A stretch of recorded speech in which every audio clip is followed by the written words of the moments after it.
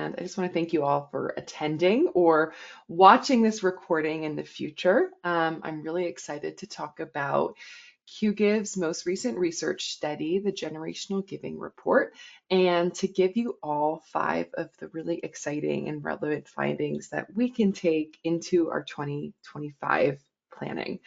I can't believe I'm saying 2025. That is crazy. Time really is flying. And I do quickly want to introduce myself to all of you. My name is Wendy Mercurio. I am the Content and Education Specialist with the Qgiv by Bloomerang marketing team. And so I have the privilege of overseeing our educational resources like our Generational Giving Report. I also oversee our educational thought leadership webinars, and on the lucky day, like today, I get to chat with fundraisers about our research and just best practices in the sector. And so I spent the first 5 years of my career working in the nonprofit sector. I served as the development director and development officer for child welfare and food rescue organizations where I am from. In Little Rhode Island. I always get really excited if there's anyone attending the webinar from Rhode Island because we're such a small state. So if you are even a New Englander, hello, but thank you all for joining again. My favorite job that I've ever had is being a mom. I actually presented with Nonprofit Tech for Good last year on one of our past studies. And I think I was 7 or 8 months pregnant, and it's really exciting now. I have a 10-month-old named Gemma, and I have a really floofy 2-year-old Bernie Doodle named Alfie. So that's enough about me. Let's move on to a little bit about Qgiv. In case you are not aware of what we do, we are an online fundraising platform providing digital fundraising tools to over 6,500 nonprofits throughout the United States and Canada. So we offer donation forms, event registration forms, auction tools, text fundraising, peer-to-peer fundraising, so much more than that. I think we're the funnest parts of fundraising. And at the beginning of this year, we actually joined forces with Bloomerang to provide an all-in-one giving platform that puts relationships at the heart of your fundraising. And so if you are curious about what that looks like, or you just want to learn a bit more, I encourage you to reach out or head to the Qgiv website to learn more. And so here is our generational giving report that we launched earlier this year. It's actually a volume 2. Volume 1 was published in January of 2020, so quite an interesting time to launch a study. But we revamped it this year. We're really excited to do so. And so earlier this year, we polled over 1,000 donors across every single generation, and we were eager to learn about their philanthropic preferences as a whole. So we wanted to know how supporters are discovering nonprofits to support. You wanted to know what their giving preferences look like, and then diving into their involvement with those organizations. So think of maybe their nonprofit extracurriculars, right? Are they volunteering? Are they serving on boards or fundraising as peer-to-peer campaigns? And then finally, we wanted to focus on stewardship and communication preferences. If you're really eager to look at the results, you can scan this QR code and get a sneak peek. But I'm going to be sharing this with all of you via email tomorrow, so you will have access to the report then. And so in this study, we did an overview of every single generation, and then we also included an omni-generational takeaway section. And so when me and my team were really looking into this data earlier this year, there were, I believe it was 8 universal findings or areas of opportunity that we found across every single generation. So, if you are a team of one, right? You're coming from a small fundraising team, that's really a great place to start with this report. So a lot of the takeaways that we have for you all today are from that report, but if you want to learn more, definitely get your copy of that report. So here's our agenda today. We've done our welcome. We're firstly going to start with why generational giving trends even matter, why we should even be paying attention to this. I'm going to do a snapshot of each generation. I'm not going to get into specific data, but we'll talk about overall preferences and patterns that were found for Gen Z, Millennials, Gen X, and baby boomers. And then I'm really excited to go into the 5 lessons that we found and how they can be transferred into our game plans for 2025. And then anytime remaining, we will get to your questions, and I'm really excited to do that. So firstly, why now? Why did we launch this report, and why is it relevant to all of you? Firstly, the nonprofit industry is in a unique time. Some of the stats that we're seeing with increased frequency, they can be daunting. They can be a little scary. We see that new donors are down, donor retention rate is down, inflation is quite high. We just wrapped up a really busy and active, election season. And so, all of that to say that our donors are distracted, and the pressures that we're facing as fundraisers, they're growing each day. There's this expectation on us to do more with less. We have less resources, we have less staff, we have less time. I know firsthand just how overwhelming that feeling can be, and to live in that. And so in the follow-up email, I'm going to also include one of our past reports from last year, which was the Sustainable Giving Report. And it really dives into ways to mitigate some of those common fundraising struggles, and strategies to build sustainable long-term revenue for your organization.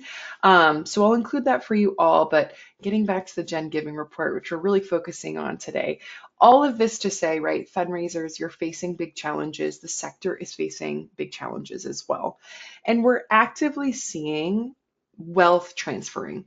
It's estimated that 84 trillion with a T, trillion, is going to be transferred in the next 30 years from baby boomers to younger generations like millennials and Gen X. And so keeping up with these generational giving preferences really is the best way to get ahead of this wealth shift. And understanding the preferences of our donors is also really, really valuable to us for so many reasons. We can communicate with our donors about what they really care about. I think about a recent example I had, in my own life. I took my daughter to our aquarium, and after purchasing our ticket and making a donation, right, I was immediately asked what my interests were, right? Did I want to know about new exhibits or rescue efforts or rehab or even fundraising events? And so we have the opportunity to connect with our donors about what they're really caring about. And it's not only going to lead to a lower unsubscribe rate, but it will just also lead to a more engaged constituent base. And fundraisers, right, we can also prioritize the right communication channels in all of this. Gen Giving Report is really detailing, communication preferences for folks. We can ensure that we're being inclusive and we're meeting those folks where they are. And before we move on, I want to pause and bring some attention to this final point here, right? So using the Gen Giving Report in tandem with whatever your fundraising software tools are really is the best way to truly identify the preferences amongst all constituents, right? All generations. And so the findings in this report, they're not black and white, and they really should not be used without nuance, right? You own those relationships, and that's ultimately the most important thing. I also want to take one more second to highlight the importance of supporting an organization for a donor, right? And a donor supporting an organization in ways other than financial monetary support. So being an advocate or providing in-kind support and volunteering time, those are all really, really valuable as well. And so just, keep that in the back of your mind as we move forward today. We were really intentional with the questions we asked to include those folks in the survey, in the group of respondents, for those folks that, might be in the older generations and on a fixed income, or maybe they're Gen Z and they don't have, necessarily the largest amount of disposable income. So keep that in mind as we move forward. So on to our generational overview. So for each of these sections, I'm going to discuss kind of the themes for each generation and some of the remarkable findings and then specific strategies we can take to connect with constituents of these generations and prospects as well. And so we're going to start with our really young and cool and hip Gen Z supporters. I am sure that Gen Z has much more relevant adjectives to describe themselves rather than hip and cool. But these are our survey respondents that are born between 1997 and 2012. So technically they are between 12 and 27 years old, but we only polled folks over 18. So just keep that in mind. And we found that this generation is really excited to volunteer at the organizations that they care about and matter to them. And this really does check out with what we know about Gen Z, right? They don't have the deepest pockets to, financially support organizations, but they're really passionate about the causes close to their heart and the causes that matter to them. We found that Gen Z cares the least of any generation about organizational overhead, right? They're not seeking out that financial information that some older generations might before making a donation or supporting an organization. We also found that an up-to-date social media presence is important to Gen Z. And I really like this next finding. I was really excited about knowing that Gen Z is the generation that most enjoys fundraising events, more so than any other generation. And so this is all types of events too. We can note that, right? Virtual, hybrid events, but especially in person. I actually had a really interesting conversation with Julia Campbell, if anyone's familiar with her podcast, Nonprofit Nation, a few months ago now. And, we were discussing, why this was. And we really think that, a big impact on Gen Z being the COVID-19 pandemic and really taking away or putting up large barriers for them to gather in person, right? They might have had an atypical college experience, right? Maybe they had a virtual graduation, or their prom maybe looked a little different. And I really think that that's translated. This generation is really valuing in-person connections, in-person fundraising events, because it might just be something that they missed out on in the typical sense. So I thought that was really exciting to see about Gen Z. I'm also loving to see that almost half of this generation has volunteered their time only behind Gen Z. So really furthering the value that they're placing on in-person connection. So here are a few of the top strategies that we're suggesting to best connect with members of Gen Z. We want to provide opportunities for these Gen Zers to amplify their impact. It's going to be really, really powerful. This could be volunteer opportunities and peer-to-peer fundraising. As I mentioned earlier, this generation, they're not having the largest amount of extra funds currently, but they really do want to have a large impact. And so this is how they're doing it. So for Gen Z, we can remember peer-to-peer fundraising and volunteering. Next up, Gen Z is loving fundraising events. So we want to, invite them to our events. I think it's easy to assume that maybe Gen X or older generations are our ideal event attendees, and it's not necessarily the case. And so, knowing that Gen Z might not have the largest amount of, extra funds for an expensive gala ticket, I would really encourage folks to just think about virtual, think about hybrid events. Gen Z really answered that they are really excited about, hybrid and virtual, and it doesn't have to be this big, expensive production. It can be, but, a Facebook Live could really do to engage Gen Z supporters. We also want to encourage Gen Z to sign up for newsletters. So we found that 50% of Gen Z were subscribed to receive updates from the nonprofits they're supporting.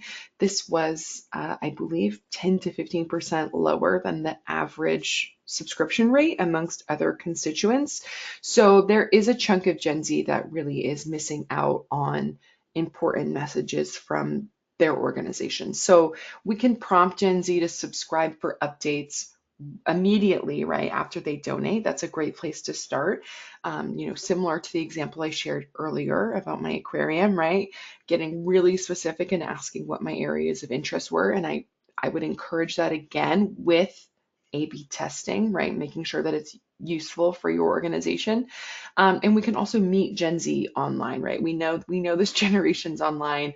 They're on social media. And so, potentially promoting a link on your Instagram stories could be a really beneficial way to boost that subscription rate from Gen Z.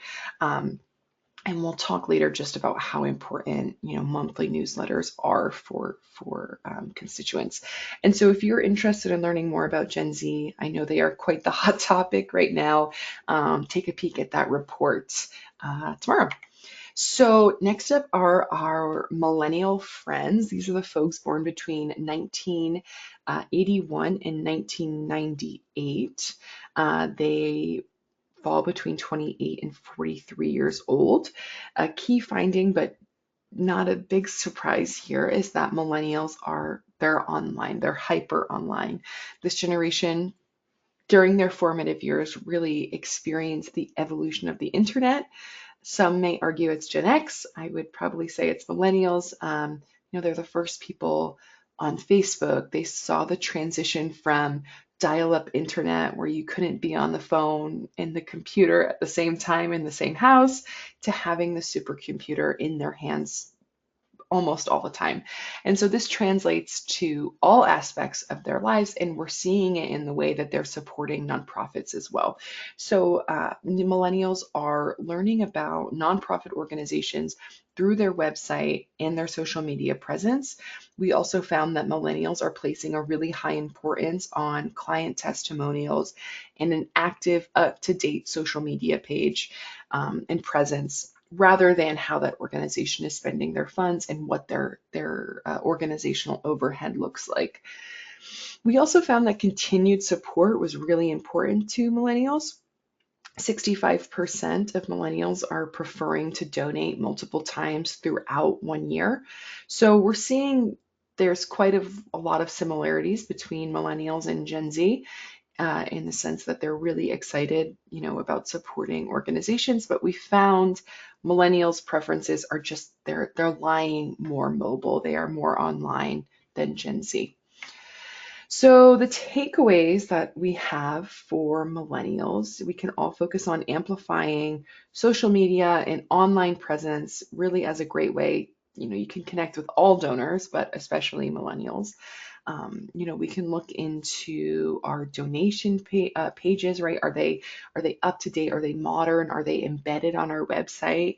Making sure that there's not that pause, for an increased chance of form abandonment is really going to be a great way to keep your millennials, and quite frankly, all generations connected.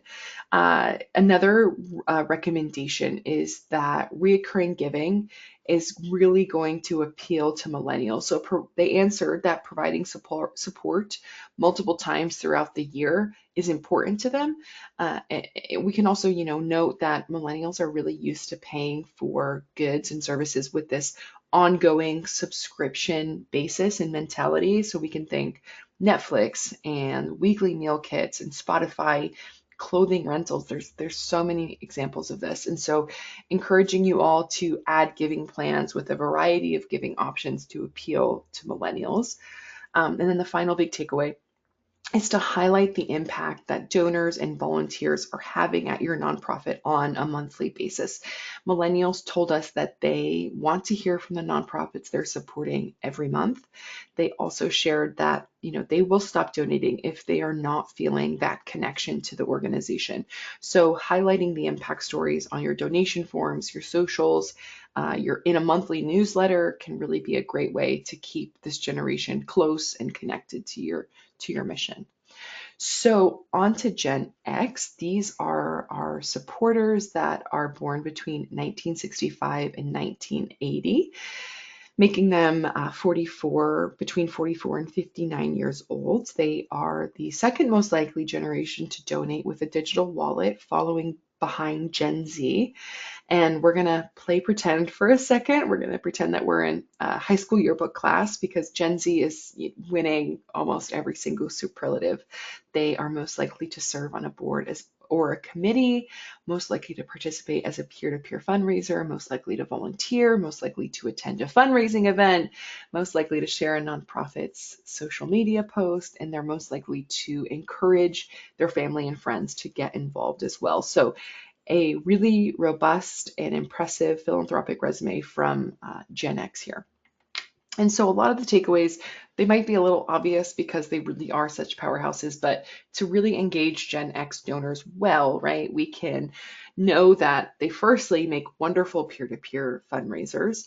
62% of Gen X answered that they are willing to fundraise for the organizations that they're supporting. And so as they age and build their social and professional networks, they really, really are prime candidates to serve as peer-to-peer fundraisers for us.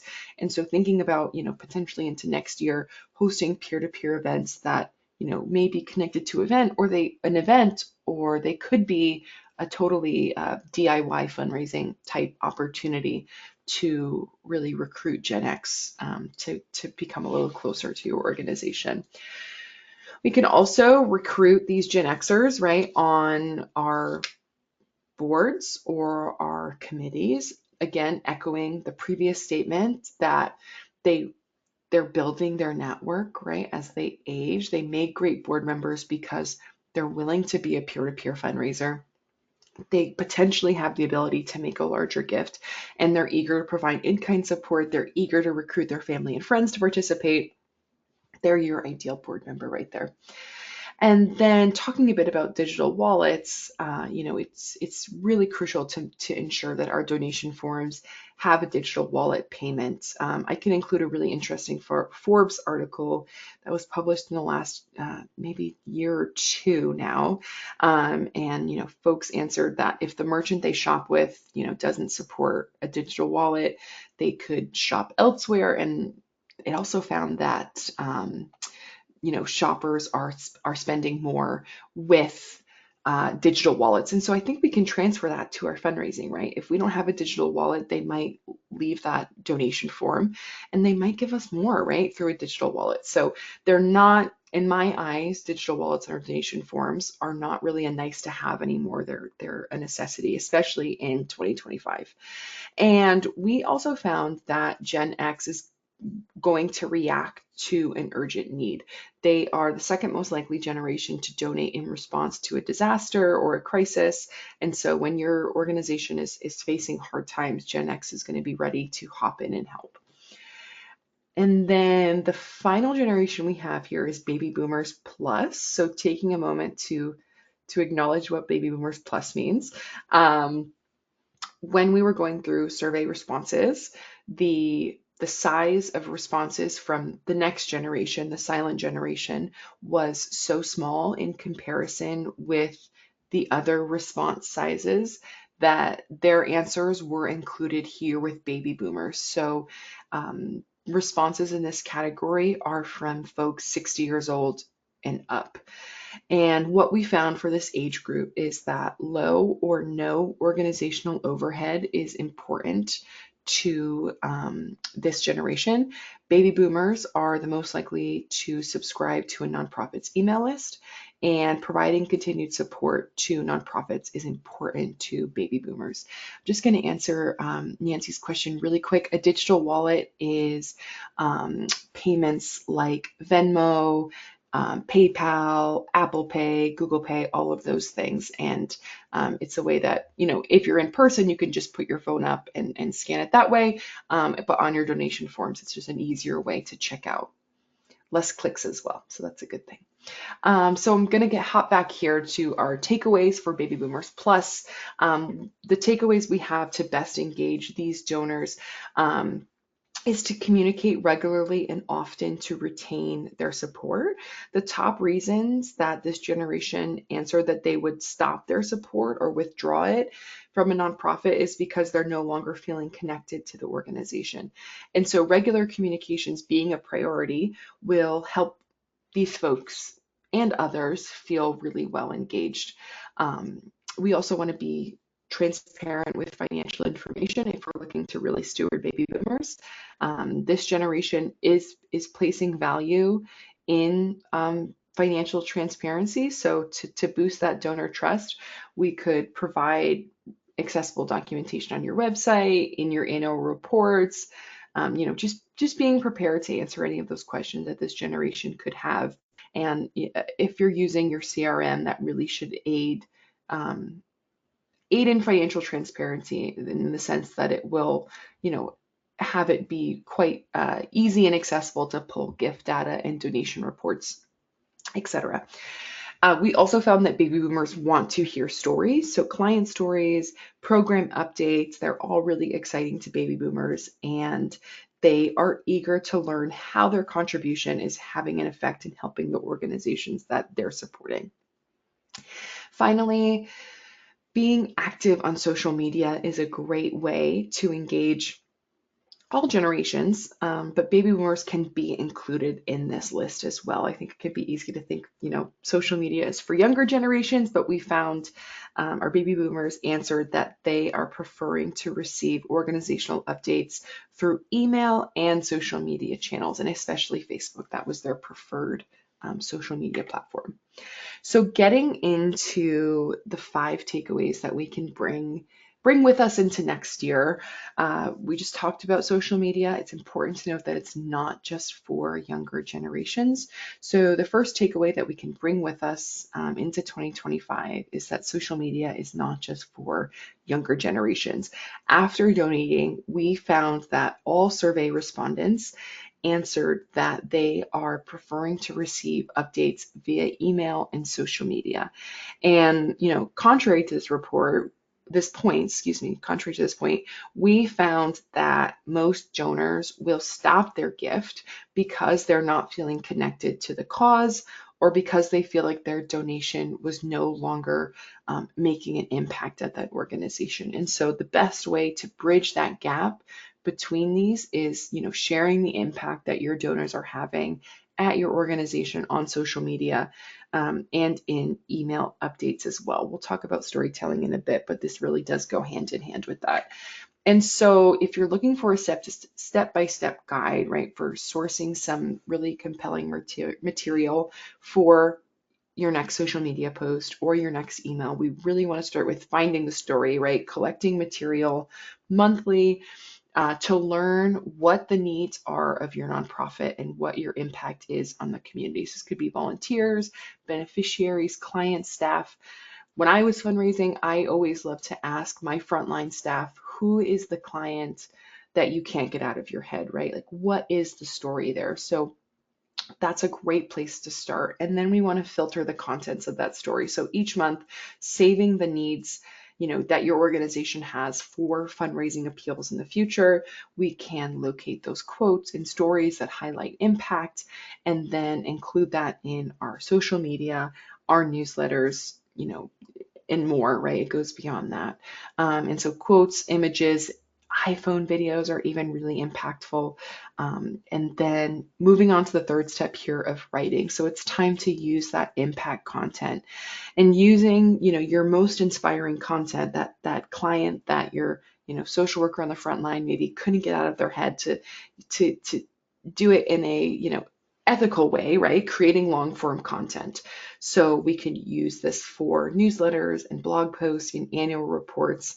And you can make your life easier by using some of those AI tools, ChatGPT. Heather and I were just chatting earlier about some of the other tools out there like Google Gemini and Jasper. But again, just making sure if you are using those AI tools that, we're not putting any confidential information in it for donors or for your clients. And ultimately, right, it needs to be filtered and driven by you, the fundraiser, owning those relationships.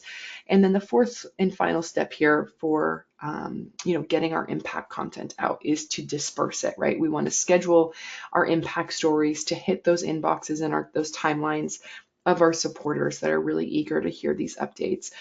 You can link to additional posts on your website so your readers can learn more. The next finding that, comes from the omni-generational section of the report that we can bring with us into 2025, which I think was quite interesting, is, the extent to which matching gifts are going unmatched. We can really review how we're promoting these and marketing these employer match gifts in next year. I think this is a really big area of opportunity. So in the Gen Giving report, we found that less than 20% of respondents across all generations have had their donations matched by their employer. And Double the Donation reports that 65% of Fortune 500 companies are offering some type of matching gift program. And it's also estimated that between $4 and $7 billion of matching gifts funds are going unclaimed each year. So there's a decent discrepancy here, right? Less than 20% of donors have had a match, and over 65% of Fortune 500 employers are offering. So the easiest way to attract more matching gifts for your organization is to make your donors have a really easy time determining if they are eligible right when they're making that donation. So here's an example on the screen. We have, this is embedded in the form, right, where you could search your employer, right? I work for Bloomerang. Is there a matching gift program? And fundraisers can also optimize their online giving forms with this really easy to use search bar. And if you're, sending out direct mail appeals, which absolutely has value, potentially thinking about including a QR code to go to a matching gift landing page could be beneficial.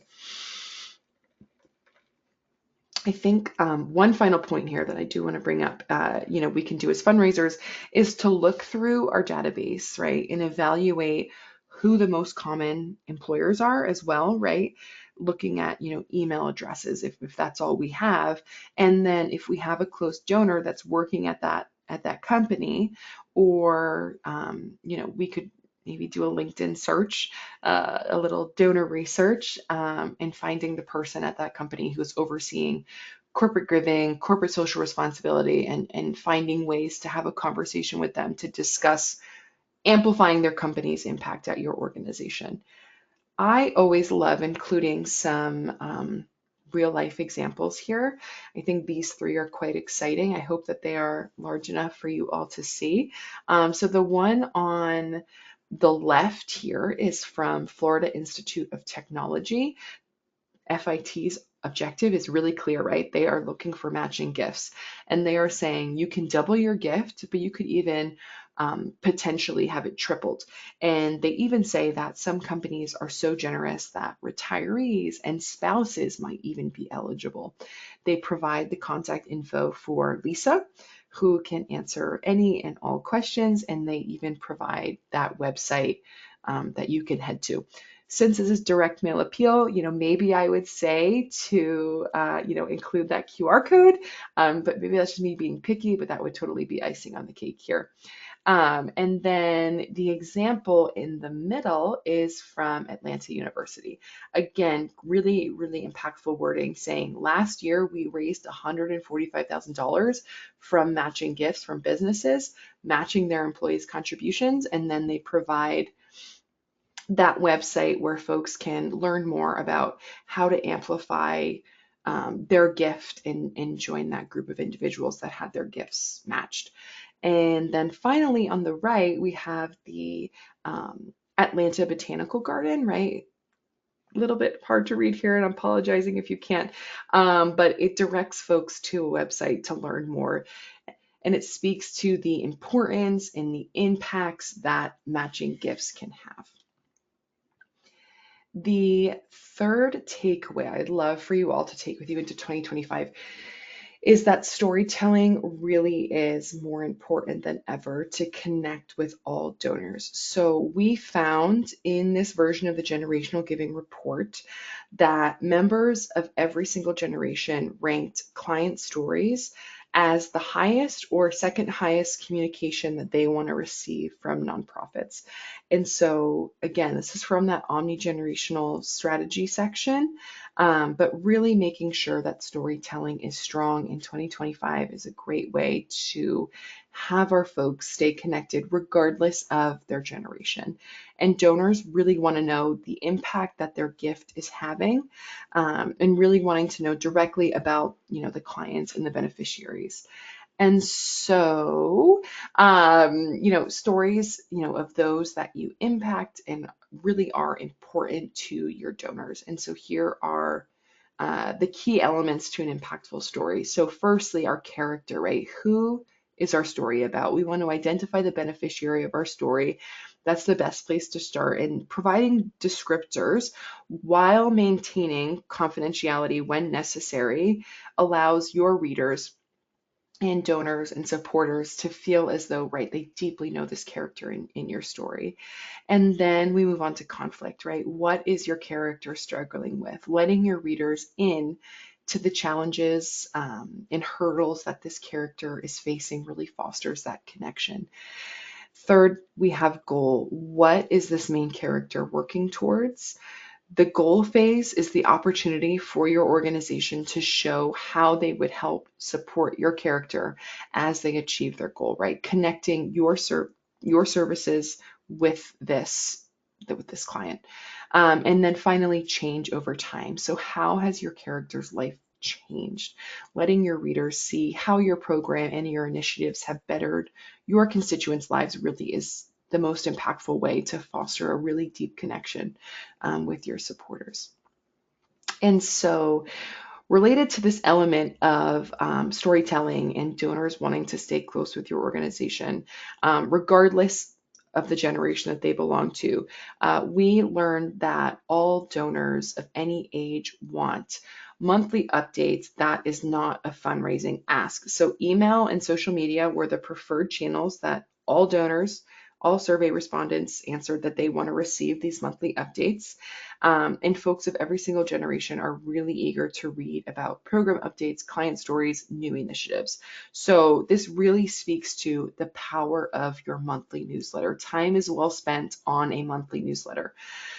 We know from this report that donors are looking forward to hearing about, clients, programs, staff spotlights even, and it's an incredibly valuable tool to stay in touch with donors. I personally have, I'm sure we all have, quite frankly, been on the receiving end, right, of a nonprofit that we support, maybe only communicating with us when they're asking for that donation, and it feels off, right? I find that it takes me personally some time to kind of reorient myself with that organization, the work that they're doing. So sending that monthly newsletter really can eliminate that lack of connection that a donor could feel. So we talked earlier about, how donor decline is a challenge that we're dealing with. And this finding of donors wanting monthly and regular communications is really worth our efforts, especially into next year. And how you communicate with donors is something that, we can control to prevent losing supporters. And so a study that was done by Adrian Sargent found the following reasons why a donor would stop supporting nonprofit organizations. So many of these factors detailed in the study, really can be mitigated by simply communicating well with our supporters, well and regularly. So I find many of these to be quite sad, right? Not receiving information on how their donation was used, the charity not needing their support, no memory of supporting, others more deserving, poor communication. These are all factors that can lead to quite frankly, will lead to a decrease in donor retention, and they can really be mitigated just by improvements in communication and staying in touch. It's the most effective way to do that. Okay, so here are some additional content ideas that we can include in our monthly updates. I thought this could be helpful for everyone. I know personally, right, it could be, I know in the past I've struggled a bit with sometimes filling the pages. So we've got employee and volunteer spotlights in our newsletter, seasonal offerings and programs, updates on community partnerships, messages of appreciation, right? Maybe we had a local company volunteer, as a group and really help our organization, and we want to give that recognition. Also potentially attracting other groups or corporate companies, right, to volunteer with you. Client stories we've harped on a lot today. An update on donations can be really impactful. So this could be a financial goal you're going for, or updates on a capital campaign, or I even think of my past, right, an in-kind drive. I would often host a really large in-kind drive during the month of December, and just providing updates on those fundraising events, upcoming events, right? We found that Gen Z, they're eager to know about these fundraising events. So that's definitely something we want to include in our newsletter.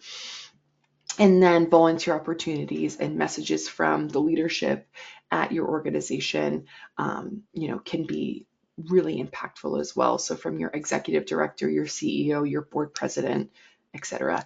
And so if you find yourself, month after month, maybe struggling with your newsletter, I'd encourage you to download Qgiv's guide here, the nonprofit newsletter worksheet. I will send a link in the follow-up email for all of you as well. And then the fourth takeaway we can bring with us into next year is that word of mouth referrals and peer-to-peer campaigns can really boost our donor pipeline. I actually think this might have been one of my favorite findings from the report. And so folks of every single generation, baby boomers to Gen Z, to everyone, silent generation, right? They are turning to their trusted network of their family, their friends, their peers, their coworkers, and that's how they are discovering nonprofits to support. That's where they're having those conversations. I've even seen this done right in sales, right? It's kind of a common sales tactic, right? When there's this positive rapport with a prospect, but for whatever reason, right, that sale's just not going to work out. I've heard people in sales often say, do you know anyone that could benefit from our product or service? And we can absolutely transfer this to our fundraising relationships. So, I think of, many, many times in my fundraising experience, folks would come up to me and they would be so jazzed and so excited and, how can I help you? What can I do? And, you think of, 5 things instantly that you could ask for: a donation, or connected with, someone at their organization, their company, right? A C-suite executive, for example. But really, bigger asks that, potentially might not be able to be, followed through with. And so asking for that referral is a way to, have a really big impact and hopefully be realistic. Another really high-ranking response to the survey was that donors are learning about a nonprofit through a connection with a nonprofit staff. And so your staff can be your advocates as well. Personal connections are just so, so, so powerful, and peer-to-peer campaigns and events really capitalize on word of mouth referrals. Just using Qgiv data as an example here, we found that an organization can expect to acquire 300 new donors within the year of hosting a peer-to-peer event or campaign. So, that's absolutely amazing. And so to capitalize on word of mouth momentum, you can create advocacy content for your supporters and your employees to share on social media that educates their connections on your organization's mission. You can run a peer-to-peer campaign encouraging your supporters to fundraise on your behalf. Immediately, right, I'm thinking of Gen X and Gen Z really as great candidates for this. And these campaigns can be entirely DIY, so it doesn't have to be tied to this large event or a 5K, which you might be thinking of. We could also look into a board fundraising campaign. We're always looking for ways to get our board involved with referring their networks for our donor pipeline and to fuel our potential supporters. And so peer-to-peer is a way to do that. And then there's always the race or the walk or the event, right? There's the traditional 5K that we can host to encourage the connections of our organization to fundraise and refer folks to us that way. I, again, love examples, and I really love this example from the Medina Academy, which is a school in Connecticut.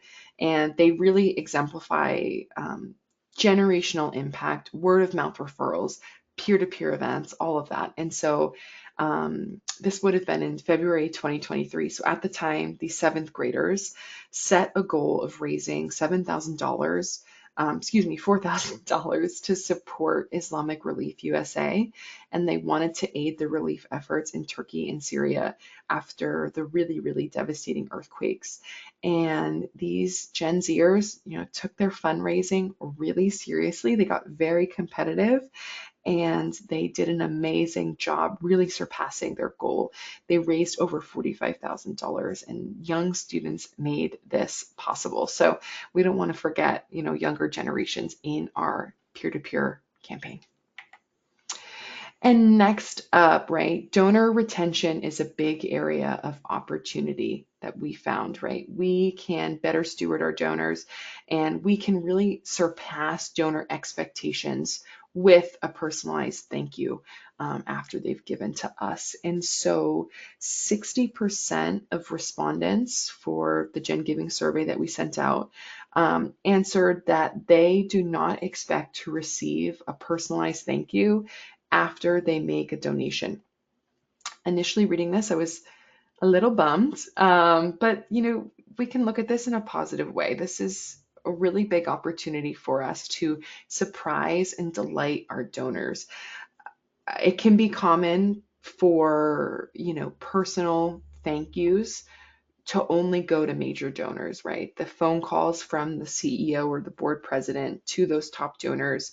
And so many supporters and donors are not receiving a personal thank you. And so I really want to encourage you all in 2025 to extend that to more of your donors. So sending voicemails, sending videos, even sending texts with updates. And it doesn't have to be all on you. I know we are all busy fundraisers on this call. And so, thank you notes written by maybe a kiddo in your classroom, or a thank you note signed, with the paw print of a foster pup, recruiting interns and volunteers and other staff to do that, right? You can really, easily have this, hands-on, but still personal connection with your donors, and it doesn't have to be all on you as the fundraiser. And these are all things that are just going to boost your donor retention rate and your donor engagement and have your donors be really excited into next year.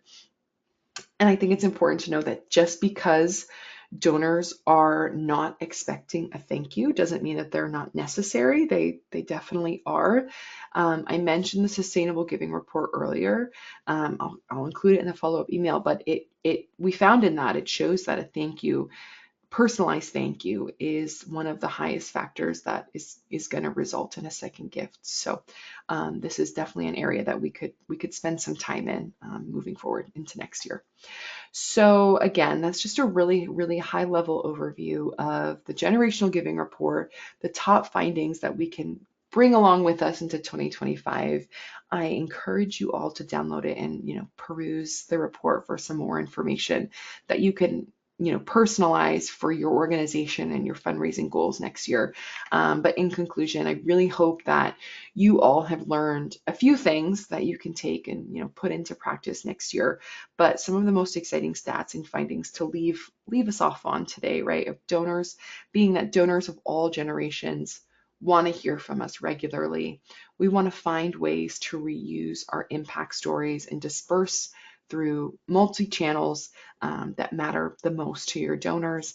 And we always, always, always want to look at the data inside of our fundraising tools and use these findings in tandem with the information that we have as the best way to connect and build really deep bonds with constituents.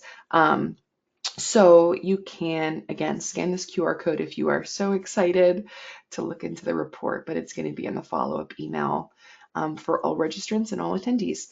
So thank you all again for spending 50 minutes of your afternoon with me. I really enjoyed talking about Bloomerang and Qgiv's most recent study, the Generational Giving Report, and I am really excited to answer any questions that you have. I see Can we put a donate button in the monthly newsletter that doesn't ask for a donation in case someone wants to give? I think absolutely we could at least include it. It's just not the hard ask, right? Like the monthly newsletter's focus is, um, it's not that ask. It's to spread awareness about the work you're doing. So I think as long as it's not the main focus and it maybe is a teeny little thing on your newsletter, include it. We never ever want to, deny a donation to your organization, Barry. Thank you for your question. Wendy, this is Heather. Hi, Good. Heather. Right. Excellent job and right on time. Good work. I got a quick question for you. So I'm thinking about the donation form.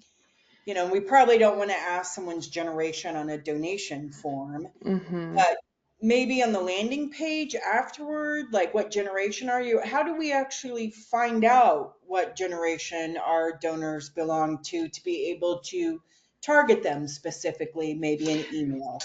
Yeah, so I mean, I think there's a few ways, right? We could make an assumption. We could send out a donor survey, which I think you're thinking, why is that relevant? But we could even put into practice, a birthday card, right? And so we could get the information that way. And then on that donor's birthday, they could receive, a birthday card from, I'm going to use my past examples, right? Like kiddos in my old classroom, right? And so we could get that information that way. Sometimes CRMs can do a little bit of um, donor research for you, and you might be able to get it that way as well. Okay, thank you. You got a Yeah, bunch of questions coming in, so I'll let you cool. look over there. Let me see. Are thank you phone calls becoming a thing of the past and has texting taken its place? Also, is the preferred method of thanking still a personalized thank you card via snail mail for baby boomers? I don't think that phone calls are a thing of the past. I mean, I think texting, you're going to have an immediate open rate. I think it was 95, or we found that 95 or 98% of texts are answered immediately. So I mean, I think having a multi-channel, approach to those communications is worth it. Texting is worth it, but thank you phone calls are so lovely as well. I mean, you might get a lot of voicemails and you can have your script ready for that. But I would say do both. Who asked this? Julia. I would definitely go both routes. Let me see what else we've got here. Allison. Do you have any findings or advice about setting a fundraising goal? Does that motivate people more? Like, are we trying to reach a certain amount and sending updates on how close to reaching the goal? Yeah, I think that absolutely can. We've also found too with peer-to-peer campaigns that you can set multiple goals, right? If you've reached the goal and you want to continue the momentum of that campaign, sending out that information to your constituents as well, especially in peer-to-peer, if you're able to, whatever tool you're using to have that thermometer as a way to keep people motivated. Um, I think you definitely want to do that as well, Allison. Um, Sorry, I am still getting used to GoToWebinar's question format here. Do you have data on which social media apps are being used most by Gen Z? Carol, yes, we do. We have it in the survey, and I'm trying to remember off the top of my head. I know for sure it's Instagram. That was definitely the top one. And I actually was really surprised to we had a write-in option as well, and a lot of Gen Z were putting in YouTube as well, which was surprising to me, but definitely Instagram was the one that we found for Gen Z. Oop, I already answered that question. What is the most successful way to ask about donor interest at events? Yeah, Robert, I mean, I think you can definitely have those conversations in person at an event, but potentially looking into a donor survey or immediately in the follow-up email, right? You can ask more information there, asking about why that donor gave right after a donation for clarification, right? After that donor has given and they receive that automated thank you email, um, asking right then, right? Do you want to answer these questions about what your areas of interest were? Why did you donate? Et cetera, et cetera. I think that that's the way to go. I have a quick question for you. Yeah, Uh, a person asked earlier about where they could get that employer match widget. So you showed a page where yeah, people could search for their employer. You want to talk about that a little bit? Let them know how that works? yeah. So that's through Double the Donation. Um, I believe that integrates with most fundraising tools. So I would contact whoever your CRM that you're working with, or whoever does your donation forms, or contact Double the Donation directly just to learn a bit more. Okay. And another one, when you were talking about Gen X, and I'm Hmm. Gen X, so I was quite proud to hear how awesome we are. Um, You are awesome. I was wondering, I have never seen a nonprofit target Gen X on social media with Gen X memes. Like we have great movies, The Breakfast Club, Slackers, we have awesome music. So have you ever seen a nonprofit like, create memes around, because I see Gen X memes all the time and they're very funny. Ever seen any They nonprofit like are. into that? I don't know if I've seen nonprofit. It's funny because I have conversations with the social media specialists on the Qgiv team all the time about nostalgia memes, especially. So I think this is such a funny question. And it, actually, there was something. Social media specialist name is Killian that he brought up a few months ago, talking about when there is, large uncertainty, right? There could be this really push towards nostalgia. And Yeah. so we're definitely in a period of that. And I think, potentially nostalgia memes, right? Like really leaning into those Gen X trends Well, could there's the be one super fun. I can't remember the movie, but he's holding up a stereo, like the old school 80s stereo. Oh, yes. And I'm just thinking, like, if that was a donate button. Yeah. Oh my goodness. If you guys love memes, you should head to QGIF social media. Killian does an amazing job. We take our memes very seriously over here. Awesome. Thank you. Thank you so much. Oh, Goonies Never Die from Carol. Really fun. I've seen US Fish and Wildlife and the National Park Services create memes. Oh, well, I know what I'm looking up after this. Thank you You know, for I that, got Julie. I have another little question. So I heard you say monthly newsletter quite a bit. Yeah. Is there ever a time, like, or a circumstance where a nonprofit should send a newsletter twice a month? Hmm. Hmm. I mean, I'm not opposed to it. I think with you want to do some testing, right? Like if we're sending out two communications a month, is that too much? We just found in the study for this that folks said monthly. Uh-huh. Every generation, and it was by far, I can't remember the exact percentage.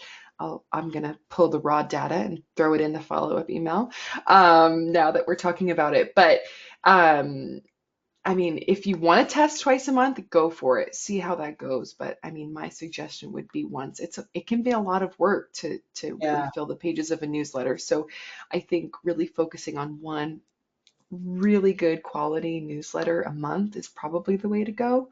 But if an organization has the bandwidth, try it out, see how it works, do some testing. Words. Yep. All right, we got 1 minute. One person's asking what percent of donors should be recurring donors, like out of your donor files? What do you think is a good percent? Mm. I personally would refer Miriam here to Erica Wasdorf. She is a reoccurring giving expert for that. And I did a webinar with her about a year ago, and she had that information, and I can't remember it. I feel like she What's her said last maybe name? Wasdorp. It's Waasdorp, I Okay, believe. so And we can all Google. she is a reoccurring giving expert. Um, and I believe she might have said like 25 or 33% or something like that. But I'm definitely not an expert on that. And I would say reach out to Erica. She is a total guru in that area. Okay, great. And Wendy, I have one more. I made some notes. This was a really excellent webinar. Um, Yay. So I do a lot of research of donation pages, and I rarely see nonprofits accepting Venmo or Apple Pay. And I'll Mhm. even look on the donation pages on my smartphone to see like if the form's different for mobile users. Yeah. So it doesn't seem like it has wide adoption. Do you want to talk about, and since Gen X was so strong in it, as well as Gen Z, like how can a nonprofit start accepting Apple Pay and Venmo and what's the other one? Google or not There's Google? Yeah, go ahead. there's yeah. Amazon. Yeah, Hmm. so there's Venmo, there's Apple Pay, there's Google Pay, there's PayPal. I mean, I would firstly really encourage that it's worth your time, right? They're really trusted names, right? When I think when you see Venmo or PayPal, right? Like there's no doubt that your donation is going to be safe, right? And Yeah. that's a concern that folks can have. So, I would start by just saying that it's worth the time to look into. I would contact whoever the organization is working with for their donation forms. And Mm. if you are doing it in a way that maybe you're working with, oh my gosh, what are they, where it's like Stripe and all of those things. I Yeah, mean, contact the folks at Qgiv, right? Like we have donation forms that we're really excited to talk about, but there's so many folks that, oh, no audio. I'm sorry to hear that. I can hear you. Okay, that's good to know. But I mean, I would contact whoever you're working with and just see what the options are for those mobile wallets, Okay. and go from there. And does QGIve offer mobile wallets? Of course, Yes, yes. of course. Which ones? We do PayPal, we do Venmo. Let me see. I think those are the two that we have. There's definitely more than that, but All right. they're always being updated. Okay. Well, I think we're at time. How's that feel for you? Awesome. Yeah, no, I really just want to thank you, Heather, and Nonprofit Tech for Good for having me, and thank everyone for attending and listening and all your awesome questions. So thank you again. Great. Thank you too, Wendy. It was an excellent presentation. I love useful data. All right, Yeah, everybody, you're getting the hand clapping and the thumbs up. Thank you so much for that. All right, excellent. so I will get the recording ready for QGIV and they will get it ready to send out to you within the next 48 hours. Thank you so much. Thank you, everybody. Bye bye. Bye bye. Have a great day. You too.